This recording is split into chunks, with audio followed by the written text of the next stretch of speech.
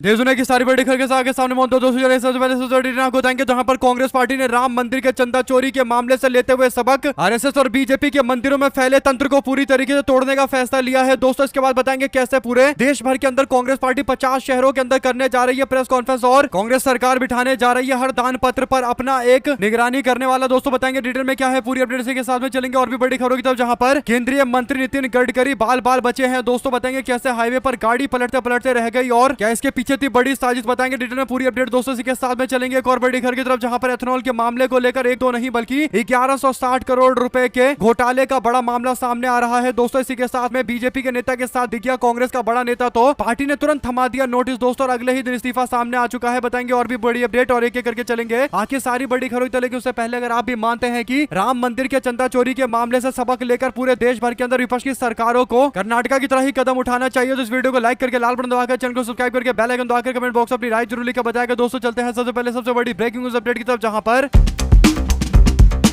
राम मंदिर के चंदा चोरी के मामले को लेकर जिस तरीके से दबाने की कोशिश की जा रही है, दोस्तों कोशिश किया जा रहा है कि यह मामला जनता के बीच में चर्चा का विषय ना बने, लेकिन फिर भी राम मंदिर के मामले को लेकर पूरी तरीके से विपक्ष एग्रेसिव तरीके से दिखाई दे रहा है। दोस्तों अखिलेश यादव ने इसकी शुरुआत की थी और कांग्रेस पार्टी लगातार इस मामले को जोर शोर से उठा रही है। दोस्तों और मामला इतना आगे बढ़ चुका है कि अब कांग्रेस पार्टी ने राजनीतिक अभियान बना दिया है। दोस्तों और पार्टी की तरफ से एक दो नहीं बल्कि 50 जगह पर एक साथ 50 शहरों में प्रेस कॉन्फ्रेंस करने का ऐलान किया गया है। समाजवादी पार्टी, आम आदमी पार्टी और कांग्रेस पार्टी मिलकर इस मुद्दे पर बीजेपी को घेर रही है। दोस्तों जयराम रमेश समेत अन्य नेताओं ने बीजेपी आरएसएस की वोट चोरी, सीट चोरी और चंदा चोरी की रणनीति का खुलासा करते हुए कहा कि हम लोग केंद्र सरकार को 50 शहरों के अंदर घेरेंगे और विपक्ष ने कसम खा ली है कि भाजपा को कहीं भी नहीं छोड़ना है। दोस्तों बड़ी बात यह है कि अखिलेश यादव प्रियंका गांधी को लेकर शिकायत देकर आए थे विश्व हिंदू परिषद वाले की एसआईटी को प्रियंका गांधी और अखिलेश यादव की भी जांच करनी चाहिए। दोस्तों इस बात को लेकर कांग्रेस पार्टी और ज्यादा भड़क गई है और ये राजनीतिक मामला बनता जा रहा है। प्रेस कॉन्फ्रेंस अलग अलग शहरों के अंदर होंगे, 50 शहरों में होंगे, तो 50 कांग्रेस पार्टी के टॉप नेता यहाँ पर मौजूद रहेंगे। दोस्तों तो जोरदार तरीके का घमासान होने जा रहा है और कांग्रेस पार्टी समेत विपक्ष को यह आशंका है कि आरएसएस और बीजेपी को अच्छा खासा पैसा मंदिरों के इन चंदा से जाता है। दोस्तों हालांकि इस बात को लेकर कोई ठोस सबूत नहीं है, लेकिन कांग्रेस पार्टी बार बार आरएसएस से उसके फंडिंग के बारे में सवाल पूछती है कि पैसा कहां से आ रहा है। आरएसएस के पास जो दिल्ली में बड़े बड़े दफ्तर बनाए गए हैं, अलग अलग जगह पर आरएसएस के बड़े बड़े कार्यक्रम होते हैं, कई कई 100 करोड़ रुपए खर्च होते हैं, तो ये पैसा कहां से संघ के पास आ रहा है, कौन फंड कर रहा है। ऐसे में इन सारे सवालों का जवाब तो संघ वाले देते नहीं है। दोस्तों ये फंड कहां से उनके पास आ रहा है, तो अब मंदिरों में जो चंदा चोरी का मामला सामने आया है, कहीं ना कहीं आशंकाएं जताई जा रही है कि यह चंदा गलत जगह पर इस्तेमाल हो रहा है। इसीलिए कांग्रेस पार्टी ने अब एक और बड़ा कदम उठाया है। दोस्तों पार्टी की राज्य सरकार ने, कर्नाटक की राज्य सरकार ने फैसला लिया है कि मंदिरों के अंदर 1 रुपए की भी चोरी नहीं होने देंगे। दोस्तों इसके बाद कांग्रेस पार्टी की सरकार ने कर्नाटक में डीके शिव कुमार ने बैठक में फैसला लिया कि वो 24 घंटा सीसीटीवी कैमरे की निगरानी में दान पेटियों को रखेंगे और सीसीटीवी कैमरा 24 घंटे 7 दिन चलेगा और सरकार की तरफ से हर मंदिर में, यानी जो भी मंदिर राज्य के मुजराई मंदिर यानी सरकारी अधीन, सरकार के अधीन मंदिर है जहां पर दान पेटियां यानी हुंडी लगी हुई है, वहीं पर अनिवार्य रूप से सीसीटीवी का कैमरा लगाया जाएगा और 24 घंटे 7 दिन निगरानी राम मंदिर के विवाद के बाद प्रिकॉशनरी मेजर यानी बचाव के तरीके के तहत किया जा रहा है। दोस्तों बीजेपी वाले कह रहे हैं कि हिंदू मंदिर पर राजनीति की जा रही है, जानबूझकर राम मंदिर के मुद्दे को अलग अलग मंदिरों से जोड़ा जा रहा है। कुल मिलाकर बीजेपी वाले इस मामले को लेकर एक तो जवाब नहीं दे पा रहे कि राम मंदिर के चंदा चोरी के मामले को लेकर उन्होंने कठोर कार्रवाई क्यों नहीं की, क्यों बड़े बड़े लोगों को बचाने की कोशिश की गई और इतने ज्यादा दबाव बनाने के बाद जाकर थोड़ी बहुत कार्रवाई हुई है। ऐसे में दोस्तों भारतीय जनता पार्टी इस मामले को लेकर बुरी तरीके से फंस गई है। बड़ी बात यह है कि बीजेपी के लोग राम मंदिर का मुद्दा जोर शोर से उठाया करते थे और कांग्रेस पार्टी इस पर चुप्पी साध कर रखती थी, क्योंकि बीजेपी को लगता था कि राम मंदिर एक ऐसा मामला है जिस पर कांग्रेस बोल ही नहीं सकती। लेकिन जब कांग्रेस पार्टी ने चंदा चोरी का मामला उठाया दोस्तों, जो ज्यादा जरूरी मामला है क्योंकि आम जनता के पैसे लगे हुए हैं, तो उसके बाद बीजेपी के लोग चुप्पी साध कर बैठे हैं, यानी एकदम उल्टा ही मामला चल रहा है। इसे पता चल चुका है कि अब मंदिरों के अंदर जो चंदा आ रहा है वो मंदिरों के बनने और मंदिरों के चलने से ज्यादा जरूरी है कि जनता का पैसा जा कहा रहा है और इसकी जांच कराना सरकार की जिम्मेदारी होती है और यही बीजेपी के लोगों को सबसे ज्यादा चिढ़ा रही है। दोस्तों अगर आप भी मानते हैं कि एकदम सही कदम उठाया जा रहा है कांग्रेस पार्टी सरकार के द्वारा, डीके शिव कुमार की तारीफ की जानी चाहिए, तो अपनी राय जरूर लिखकर बताएगा। चलते हैं एक और बड़ी अपडेट जिसमें उत्तर प्रदेश की राजनीति में इस समय अयोध्या राम मंदिर के चढ़ावे में हुई कथित चोरी ने भूचाल लाकर खड़ा कर दिया है। दोस्तों समाजवादी पार्टी के प्रमुख अखिलेश यादव ने इस मामले में सीधे तौर पर बीजेपी को घेर लिया है। राम मंदिर दान चोरी के मामले में एक आरोपी टिन्नू यादव के साथ में अखिलेश यादव के संबंध बताए जा रहे थे। दोस्तों इस मामले को लेकर अखिलेश यादव की प्रतिक्रिया सामने आती है। अखिलेश यादव ने मांग की है कि राम मंदिर परिसर में तैनात हर एक व्यक्ति का कॉल डिटेल रिकॉर्ड यानी CDR की निष्पक्ष जांच होनी चाहिए। समाजवादी पार्टी के प्रमुख का दावा है कि अगर इससे जांच जांच को पूरी ईमानदारी से किया जाए तो मंदिर परिसर में काम करने वाले 99.9% लोगों के तार बीजेपी से जुड़े हुए मिलेंगे। उन्होंने कहा कि जिस दिन ये सीडीआर रिपोर्ट सार्वजनिक होगी बीजेपी के भीतर ऐसी भगदड़ मचेगी जिसे कोई नहीं रोक पाएगा। अखिलेश यादव ने यह भी इशारा किया कि बीजेपी के बड़े नेता अब उनके संपर्क में है और पार्टी छोड़ने का मन बना चुके हैं। आशा से बड़ा पैसा बीजेपी पर तीखा हमला करते हुए उन्होंने सीडीआर निकालकर निष्पक्ष जांच की मांग की है। दोस्तों आप लोग अपनी राय जरूर लिखकर बताएगा। साथ साथ चलते हैं एक और बड़ी अपडेट तरफ, जहां पर काफी दिनों से एक व्यक्ति जो सबसे ज्यादा चर्चा में है दोस्तों वो है केंद्रीय मंत्री नितिन गडकरी। ऐसे में गडकरी के एथेनॉल वाले मामले से जुड़े लगातार चर्चा के बीच में एक बड़ी अपडेट सामने आती है दोस्तों जो काफी ज्यादा चौंकाने वाली है। जो बड़ी अपडेट है वो ये की दिल्ली मुंबई एक्सप्रेसवे का जायजा लेने के लिए केंद्रीय सड़क परिवहन मंत्री नितिन गडकरी की सुरक्षा में चूक का एक बड़ा मामला सामने आया है। दोस्तों मंत्री के रतलाम जिले से गुजरते समय कुछ ग्रामीण 8 लेन की सड़क के बीच में आ गए और काफिले के सामने आ गए। दोस्तों उस समय गाड़ियों की स्पीड 120 किलोमीटर प्रति घंटा थी। इससे बड़ा हादसा होते होते बचा। दोस्तों काफिले के सामने बीच सड़क पर लोगों के आने का वीडियो भी सामने आया। इससे पुलिस प्रशासन के लोगों में हड़कंप मच गया दोस्तों और काफिले के सामने आए रतलाम जिले के शिवगढ़ थाना क्षेत्र के 8 लेन की सड़क के आसपास रहने वाले ग्रामीणों को लेकर इस मामले की जांच की जा रही है। दोस्तों आपको बता दें कि एक्सप्रेसवे से हो रही परेशानियां जैसे खेतों में जल जमाव आदि समस्या को लेकर केंद्रीय मंत्री नितिन गडकरी से मिलना चाहते थे, लेकिन प्रशासन ने नितिन गडकरी से मिलने नहीं दिया, जिसके बाद यह विरोध जताया गया है। लेकिन अब पुलिस वाले कह रहे हैं कि ग्रामीणों ने समस्या का ज्ञापन देने की कोशिश की, लेकिन यह तरीका एकदम गलत और बात यहाँ आकर अटक रही है कि प्रशासन के लोग ग्रामीणों को बीच हाईवे पर आने से रोक क्यों नहीं पाए और ये काफी गंभीर मामला है। दोस्तों ऐसे में नितिन गडकरी की जान को खतरा और दूसरी ओर ग्रामीणों की जान को भी खतरा था दोस्तों, क्योंकि 120 किलोमीटर प्रति घंटा की स्पीड से ये गाड़ी आ रही थी और इस बीच ग्रामीणों का सामने आ जाना काफी खतरनाक मामला है। ऐसे में अगर आप भी मानते हैं कि ग्रामीणों की बातें मानी जानी चाहिए, बताना चाहिए कि आखिर एक्सप्रेसवे बनने से उनके गांव में जो जल भराव हो रहा है उसे बचने के क्या उपाय किए जाएंगे, क्योंकि आम जनता का जीवन इससे त्रस्त हो रहा है। दोस्तों ऐसे में अगर आप भी मानते हैं कि समस्याओं को अगर नहीं सुनेंगे और समस्याओं का कोई समाधान नहीं करेंगे प्रशासन के लोग, तो फिर ग्रामीण जाएंगे कहां। दोस्तों ऐसे में अगर आप देखेंगे तो एक तरीके से नितिन गडकरी भी एक तरीके से खतरे में थे और उनकी सुरक्षा खतरे में थी और आम जनता भी इससे खतरे में है दोस्तों। और कहीं ना कहीं प्रशासन इस पूरे मामले को लेकर फेल होता हुआ नजर आ रहा है। इस पूरे मामले पर 2 शब्द जरूर लिखकर बताएगा। साथ साथ चलते हैं एक और बड़ी अपडेट दोस्तों, जहां पर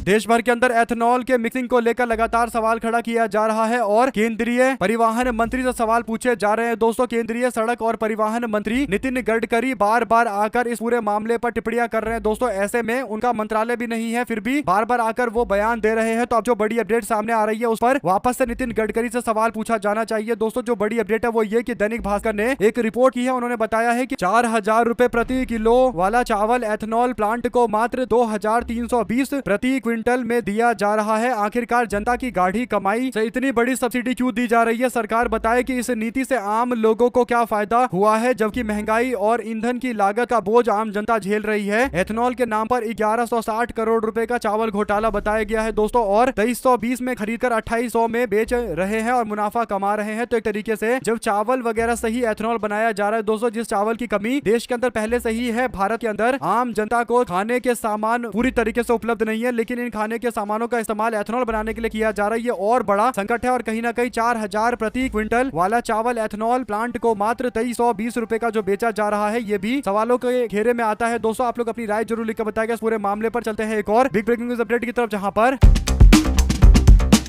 कांग्रेस के वरिष्ठ नेता अशोक सिंह भारतीय जनता पार्टी के नेता के साथ दिखाई दिए। दोस्तों दरअसल हुआ ये कि 4 जुलाई को बीजेपी के नेता राष्ट्रीय अध्यक्ष नितिन नवीन कार्यक्रम में पहुंचे थे। कार्यक्रम में यानी नितिन नवीन के कार्यक्रम में एक कांग्रेस पार्टी के वरिष्ठ नेता अशोक सिंह पहुंच गए दोस्तों। उत्तर प्रदेश के अंदर जब ये जानकारी कांग्रेस पार्टी को मिली तो कांग्रेस पार्टी के पूर्व विधायक और सदस्य अनुशासन समिति श्याम किशोर शुक्ला की ओर से इनको लेटर लिखा गया, चिट्ठी लिखा गया अशोक सिंह को और पूछा गया कि आप बताइए कि आप कैसे बीजेपी के राष्ट्रीय अध्यक्ष के लखनऊ आगमन स्वागत कार्यक्रम में गए थे। आप तो कांग्रेस पार्टी के नेता है, तो बीजेपी के राष्ट्रीय अध्यक्ष के स्वागत के लिए क्यों गए थे? इस नोटिस का जवाब दीजिए जब ये सवाल पूछा गया दोस्तों, और कहा गया कि 7 दिनों के अंदर जवाब दीजिए क्योंकि ये कृत्य घोर अनुशासनहीनता की परिधि के अंदर आता है। तो इस पर अशोक सिंह के ऊपर दबाव बना, तो जाकर बाद में अशोक सिंह ने बीते दिन अपना इस्तीफा दे दिया है। कहने का मतलब यह है कि कांग्रेस पार्टी अब इस बात को कतई बर्दाश्त नहीं कर रही है कि भाजपा के नेताओं के स्वागत के लिए कांग्रेस के लोग दिखाई दे, बाद में माफी मांग ले कि गलती से चले गए तो और कांग्रेस पार्टी मान जाए। कहीं ना कहीं पार्टी ने अपने अनुशासन को लेकर काफी मजबूती दिखाई है दोस्तों, जो अच्छी बात है। इसका जितना स्वागत किया जाए उतना कम है। आप लोग इस पर अपनी राय जरूर लिखकर बताएगा। साथ साथ चलते हैं एक और बड़ी अपडेट तरफ, जहां पर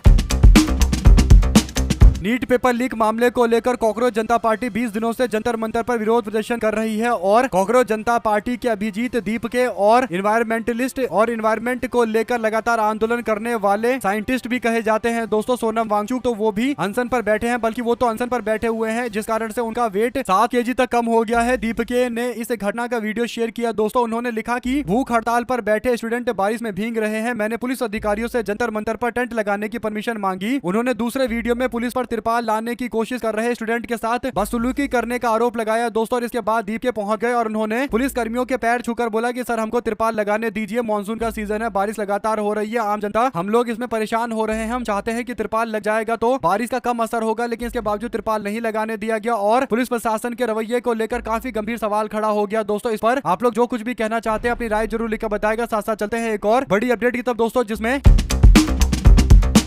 कोलकाता हाईकोर्ट ने गुरुवार को तृणमूल कांग्रेस में ममता बनर्जी गुट को पार्टी के फ्रीज किए गए 3 बैंक अकाउंट यानी बैंक खातों से सीमित लेन देन की इजाजत दे दी दोस्तों। हालांकि खातों से सिर्फ रोजमर्रा और कानूनी मामलों से जुड़े खर्च ही किए जा सकेंगे। ये एक बड़ा आदेश जारी किया गया है। खातों के भुगतान पर निगरानी के लिए हाईकोर्ट के रिटायर्ड जज जस्टिस सुब्रत तालुकदार की नियुक्ति की है दोस्तों। जस्टिस सौगत भट्टाचार्य की सिंगल बेंच ने यह आदेश दिया है। पार्टी के 3 खातों से भुगतान के लिए अधिकृत दस्तखत करने वालों में से 2 के दस्तखत वाले चेक विशेष अधिकारी के सामने पेश किए जाएंगे दोस्तों। उनके काउंटर साइन के बाद ही बैंक भुगतान करेगा। विशेष अधिकारी को हर महीने 1,25,000 रुपए दिए जाएंगे। यह भुगतान भी टीएमसी के इन्हीं बैंक खातों से किया जाएगा। वे 30 सितंबर तक काम करेंगे। तीनों खातों का इलेक्ट्रॉनिक रिकॉर्ड्स और बैंकिंग डेटा सुरक्षित रखा जाएगा और 21 सितंबर को अगली सुनवाई के लिए प्रोग्रेस रिपोर्ट मांगी गई है। तो कहीं ना कहीं कह सकते हैं कि हर तरीके से कोशिश किया जा रहा है कि तृणमूल कांग्रेस को इस पूरे मामले से राहत मिले दोस्तों। तृणमूल कांग्रेस यानी ममता बनर्जी की पार्टी, जो ममता बनर्जी की पार्टी है, उस पर कहीं ना कहीं कब्जा करने के सारे हथकंडे अपनाए जा रहे हैं। इसके पीछे सबसे बड़ा कारण जो है दोस्तों वो ये कि पार्टी के पास अच्छा खासा पैसा है, 400 करोड़ रुपए का फंड है और पार्टी कब्जाना तो बहाना है, असली कब्जाना इनको फंड है। और इसी फंड को कब्जाने से रोकने के लिए तृणमूल कांग्रेस यानी ममता बनर्जी पहुंची थी कोर्ट। इसके बाद कोर्ट ने आदेश जारी किया है, जो अच्छी बात है दोस्तों। आप लोग अपनी राय जरूर लिखकर बताएगा। साथ साथ चलते हैं एक और बड़ी अपडेट तब, जिसमें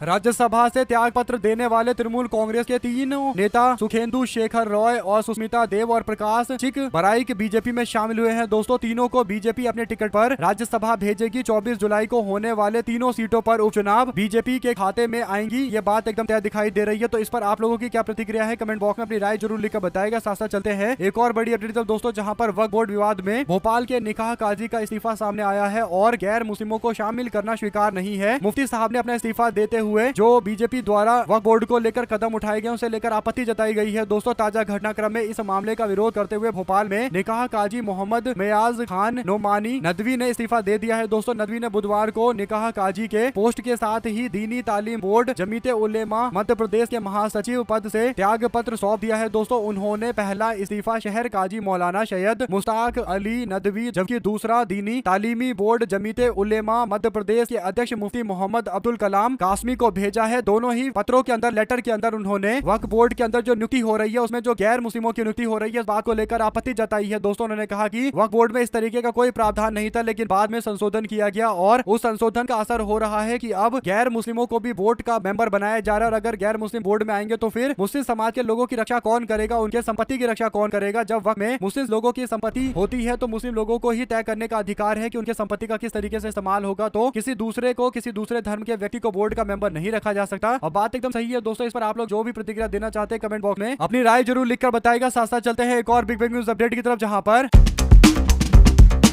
केंद्र की नरेंद्र मोदी सरकार में मंत्री बंडी संजय कुमार के बेटे बंडी भागीरथ को तेलंगाना हाईकोर्ट ने बड़ी राहत दी है दोस्तों। कोर्ट ने पोक्सो से जुड़े एक मामले को लेकर भागीरथ को कई शर्तों के साथ में जमानत दे दी है। भारतीय जनता पार्टी के केंद्रीय मंत्री के बेटे को 1 लाख रुपए जमा करने के लिए बोला गया है और 2 जमानत वाले लेकर आने के लिए बोला गया है, यानी जमानतदार पेश करने के लिए बोला गया और कुछ और शर्तें रखी गई है। इसके बाद पोक्सो के एक्ट के मामले पर कार्रवाई करते हुए जमानत दी गई है दोस्तों। ये पूरा मामला बीएनएस की धारा 74-75 से जुड़ा हुआ है, जहाँ पर पोक्सो की एक्ट 11-12 के तहत आरोपी बनाया गया है। पीड़िता की मां की शिकायत के बाद यानी 17 वर्षीय पीड़िता की मां की शिकायत के बाद और काफी जद्दोजहद के बाद इस व्यक्ति को गिरफ्तार किया गया। दोस्तों बीजेपी सरकार के केंद्रीय मंत्री के बेटे को गिरफ्तार करने के लिए कांग्रेस पार्टी सरकार ने पुलिस फोर्स का इस्तेमाल किया। दोस्तों पूरी ताकत लगा दी, तब जाकर इस व्यक्ति को गिरफ्तार किया गया, लेकिन अब जमानत दे दी गई है, जो काफी गंभीर मामला है। अक्टूबर 2025 से जनवरी 2026 के बीच में अनुचित शारीरिक हरकतें और शराब पिलाने के लिए मजबूर करना, पीने के लिए मजबूर करना समेत कई मामले दर्ज किए गए हैं। ऐसे में आप लोगों की क्या राय है इस पूरे मामले पर लिखकर जरूर बताएगा। साथ साथ चलते हैं एक और बड़ी अपडेट दोस्तों, जिसमें कांग्रेस पार्टी यूजीसी नेट की परीक्षा में कथित अनियमितता को लेकर वीरवार को केंद्र सरकार पर बीते दिन निशाना साधती हुई दिखाई दी दोस्तों, और कहा कि शिक्षा मंत्री धर्मेंद्र प्रधान इस्तीफा दे तथा राष्ट्रीय परीक्षा एजेंसी यानी एनटीए को भंग किया जाए। पार्टी के महासचिव जयराम रमेश ने यह आरोप भी लगाया कि शिक्षा मंत्रालय कमजोर है और एनटीए को जानबूझकर अक्षम एवं निष्क्रिय बना दिया गया है, जिसके कारण परीक्षा का प्रारूप बदलने के बावजूद प्रश्न पत्र लीक और अन्य अनियमितताएं जारी है। रमेश ने एक्स पर पोस्ट करते हुए दावा किया है कि मई 2026 में नीट परीक्षा पत्र लीक होने के बाद शिक्षा मंत्री ने घोषणा की थी कि अगले वर्ष से नीट परीक्षा कंप्यूटर आधारित परीक्षा के रूप में आयोजित की जाएगी। उनके अनुसार इससे ये संदेश दिया गया है कि सीसीटीवी परीक्षा का प्रश्न पत्र लीक नहीं हो सकता। अब ऐसी खबरें सामने आ रही है कि इस वर्ष का यूजीसी नेट समाज शास्त्र परीक्षा का प्रश्न पत्र भी कथित रूप से लीक हुआ है, जबकि यह परीक्षा सीबीटी मोड में आयोजित की गई थी। आप लोग इस पर क्या प्रतिक्रिया देना चाहते हैं दोस्तों, कमेंट बॉक्स में अपनी राय जरूर लिखकर बताएगा। साथ साथ चलते हैं एक और बड़ी अपडेट की तरफ, जहां पर गाड़ियों के अंदर जो E20 फ्यूल का मामला है दोस्तों, उसे लेकर केंद्रीय मंत्री नितिन गडकरी ने कहा कि सोशल मीडिया पर E20 पेट्रोल से वाहनों के खराब होने की जो बातें सामने आ रही है उसे बढ़ा चढ़ाकर पेश किया जा रहा है। उनके मुताबिक ये एक सुनियोजित दुष्प्रचार है, और गडकरी ने कहा कि E20 जो पूरे देश के अंदर लागू करने से पहले पुणे स्थित automobile research association of India और वाहन बनाने वाली कंपनी ने कई स्तर पर परीक्षण किया है और सभी जरूरी मंजूरी के बाद इसे लागू किया गया है। यानी केंद्र सरकार ने जो कोर्ट में बोला था, जो काफी ज्यादा चर्चा हुई थी दोस्तों, बाद में बताया गया था कि केंद्र सरकार कोर्ट में आकर बोल रही है कि वो एक्सपेरिमेंट के बेस पर ये चला रहे हैं, यानी उनके पास कोई पुख्ता सबूत नहीं है कि किस आधार पर E20 को प्रमोट किया जा रहा है। तो अब इस मामले को लेकर कई सारे सवाल खड़े किए गए, तो अब जवाब देते हुए नितिन गडकरी कह रहे हैं कि वहां यहाँ न जाने कहां बता रहे हैं दोस्तों कि उन्होंने टेस्टिंग करवाई है। तो अब देखना ये होगा कि अगर उन्होंने टेस्टिंग करवाई है और उनको लगता है कि उन्होंने सही तरीके से कराई है, उनके मंत्रालय ने साइंटिफिक तरीका अपनाया है, तो फिर आम जनता क्यों E20 को लेकर परेशान है दोस्तों। एक तो E20 यानी 80% केवल पेट्रोल मिल रहा है, 20% पेट्रोल लोगों को मिल नहीं रहा, उसकी जगह एथेनॉल दे रहे हैं, इसके बावजूद दाम नहीं कम कर रहे हैं दोस्तों। यानी सोचिए 100 रुपए से ज्यादा आदमी पे कर रहा है, वो भी उस चीज के लिए जो पूरी तरीके से प्योर भी नहीं है, मिश्रण वाली चीज है जिसके अंदर मिलावट चल रही है। तो ये एक बड़ा सवाल है कि अगर E20 ही लागू करना था देश के अंदर, तो दाम कम करते, कम से कम 20-25 रुपए कम करते, तो लोगों को लगता कि हाँ ठीक है, राहत मिल रही है, कम से कम दाम कम हुआ है, तो पेट्रोल के दाम कम होने से या E20 के दाम कम होने से जो पैसा बचेगा उसका इस्तेमाल बाद में कर लेंगे और गाड़ी को ठीक करवा लेंगे। लेकिन ऐसा होता हुआ दिखाई देता नहीं है। आप लोग इस पर अपनी राय जरूर लिखकर बताएगा। साथ साथ महाराष्ट्र में उप मुख्यमंत्री एकनाथ शिंदे के कार्यालय में राष्ट्रवादी कांग्रेस पार्टी शरद चंद्र पवार की पार्टी विधायकों के साथ हुई बैठक को लेकर महाविकास अघाड़ी के दो सहयोगी दलों शिवसेना यूबीटी और एनसीपी शरद पवार गुट के बीच में विवाद गहरा गया दोस्तों, और दोनों दलों ने गुरुवार को इस मामले पर एक दूसरे पर तीखे हमले किए हैं। संजय राउत ने कहा कि शिंदे के कार्यालय में शरद पवार की बैठक से उनकी पार्टी आहत है। उनका कहना था कि इस तरह का कदम एक वरिष्ठ नेता की विश्वसनीयता को कम करता है और ये गद्दारों को बढ़ावा देने जैसा है। आप लोग इस पर क्या प्रतिक्रिया देना चाहते हैं दोस्तों, अपनी राय जरूर लिखकर बताएगा। साथ साथ चलते हैं एक और बड़ी अपडेट की तरफ, जहां पर बीआरएस पार्टी के प्रेसिडेंट के चंद्रशेखर राव ने राज्यसभा के एमपी वदी राजू रविचंद्र को अपना बीआरएस का नेता घोषित किया है, यानी वो फ्लोर पर सदन के नेता बनाए गए हैं बीआरएस पार्टी के। तो ये पार्टी में बड़ा बदलाव है। साथ साथ दोस्तों टीएमसी के 3 पूर्व राज्यसभा के सांसद बीजेपी में शामिल हुए, तो अब इनको लेकर सवाल ये खड़ा हो रहा है कि जो अब राज्यसभा के उपचुनाव होंगे तो क्या इन लोगों को टिकट दिया जाएगा या फिर इन लोगों को कोई और चीज दी जाएगी, यानी या तो विधायक बनाकर मंत्री बना दिया जाएगा या फिर कुछ पोस्ट नहीं दिया जाएगा, संगठन के अंदर जिम्मेदारी दी जाएगी, कुछ भी हो सकता है दोस्तों। जो भी जानकारी से जुड़ी आती रहेगी आप तक पहुंचाएंगे। इसी के साथ में चलते हैं एक और बड़ी अपडेट की तरफ, जहां पर लोकसभा में करारी हार और बंगाल तमिलनाडु में खराब परफॉर्मेंस के बाद कांग्रेस पार्टी संगठन में बदलाव की कोशिश की जा रही है। पार्टी के अध्यक्ष मल्लिकार्जुन खड़गे का फोकस अब उन राज्यों पर है दोस्तों जहां पर संगठन को दोबारा खड़ा करने के लिए सबसे बड़ी चुनौती सामने आ रही है। इसी रणनीति के तहत कांग्रेस पार्टी ने तमिलनाडु और पश्चिम बंगाल के लिए नए प्रभारी नियुक्त किए हैं। जम्मू कश्मीर के वरिष्ठ नेता गुलाम अहमद मीर को तमिलनाडु और पुडुचेरी का AICC यानी ऑल इंडिया कांग्रेस कमेटी का प्रभारी बनाया गया है दोस्तों, जबकि उत्तराखंड से आने वाले युवा नेता प्रकाश जोशी को पश्चिम बंगाल की जिम्मेदारी दी गई है। ये बदलाव केवल पोस्ट की अदला बदली को लेकर नहीं माना जा रहा है, बल्कि कांग्रेस पार्टी की उस रणनीति का हिस्सा है जिसके जरिए पार्टी राज्यों में संगठन को मजबूत करने और आगामी चुनावों की तैयारी में जुटी हुई है। कांग्रेस पार्टी ने पिछले कुछ सप्ताह में उत्तर प्रदेश, हरियाणा, उड़ीसा समेत कई राज्यों के प्रभारी बदले हैं। दोस्तों, अब तमिलनाडु और पश्चिम बंगाल जैसे राजनीतिक रूप से अहम राज्यों के लिए नए चेहरों को जिम्मेदारी देकर पार्टी ने साफ संकेत दे दिया है कि वो संगठनात्मक ढांचे को नए सिरे से तैयार करना चाहते हैं। तो इस पर आप लोगों की क्या प्रतिक्रिया है दोस्तों? कमेंट बॉक्स में अपनी राय जरूर लिखकर बताएगा। वहीं पर विधानसभा चुनाव की तैयारी को लेकर कांग्रेस के संगठन महासचिव केसी वेणुगोपाल ने उत्तराखंड कांग्रेस के